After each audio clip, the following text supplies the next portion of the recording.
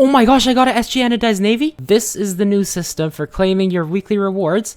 I got extremely lucky. I got an SG Anodized Navy and a snakebite case and 2 graffitis. So obviously, I'm going to choose the snakebite case and the Anodized Navy. That's a mil-spec drop. That's really, really rare. Let's claim them. There we go. They should be in my inventory now. Wonderful. Let's check out the float on this bad boy. Better be good. Okay, it's 0.03. I still can't complain. That's an insane drop. And this is the new drop system. So let's talk about the consequences of this for cases and trade-up fillers. Are you looking for cheap low float skins for trade-ups? Check out today's sponsor, SkinsMonkey. It's the most convenient trading bot site where you don't have to overpay for low floats. I found this 0.08 Op Elite build and this 0.09 M4 Tooth Fairy, and the tradable M4 was delivered to my inventory instantly. If you apply code TechSavvy, you get a 5% deposit bonus, and you also get a $5 trading bonus when you start trading. Don't worry if you don't have any skins, just head over to Freebies and you'll find 3 giveaways, all the way up to a Gut Knife Gamma Doppler. So use my link in the description to start finding deals on low float skins today.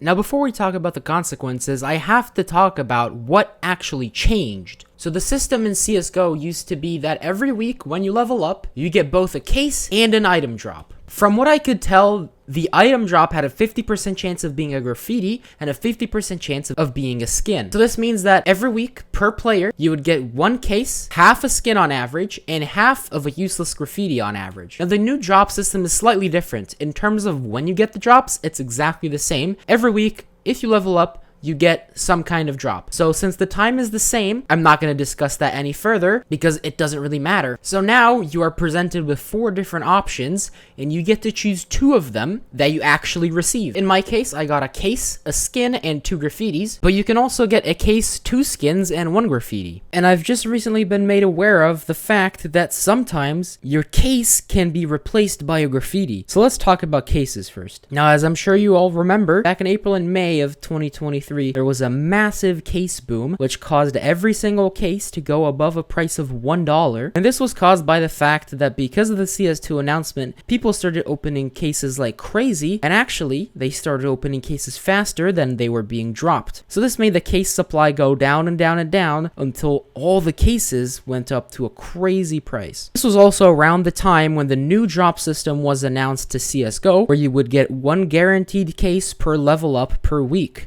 Now at the time of recording, the full CS2 release is only 2 days old, so obviously we don't have the case opening numbers yet, but in August it was around 28 million cases opened, which is just over half of what it was in the peak in April. So let's approximate and say that the demand fell to about half of the original demand. So if you took an economics course, you will know this, but if demand falls while supply is kept the same, then the prices will also fall. So if I put the demand on the left and the price on the right, you'll see that it very closely matches. So now we have to figure out the case supply based on the new drop system. So out of all the different scenarios that I've seen with the care packages, the most common one seems to be where you get 1 case. But as I've said before, I've also seen instances where you don't get a case. Now this latter instance where you don't get a case seems to be really, really rare. However, we can't ignore it. So averaging this all together means that on average, you get slightly less than 1 case per week per rank up. So this should mean that the supply of cases is slightly lower. It's definitely not been cut down to half of what it was, but it is somewhat lower than it was before. Now, if supply goes down, that is represented by going from S2 to S1, then prices will increase. So you can see how the change in demand and the change in supply kind of counteract each other. And this means that if we expect another price spike, like we saw in April and May, since the demand fell to about half, we would want to see the supply also be cut in half. And as I said, the supply decreased by only a little bit, so I don't think that's going to be happening. So if you're asking me if I think that there's going to be another case hype spike, I don't think there's going to be one. I do think, though, that cases are going to be on an upward trend, and that's because I anticipate that the release of CS2 will draw more people into the game, meaning more cases are being opened, meaning the demand is higher, but also since the relative supply per player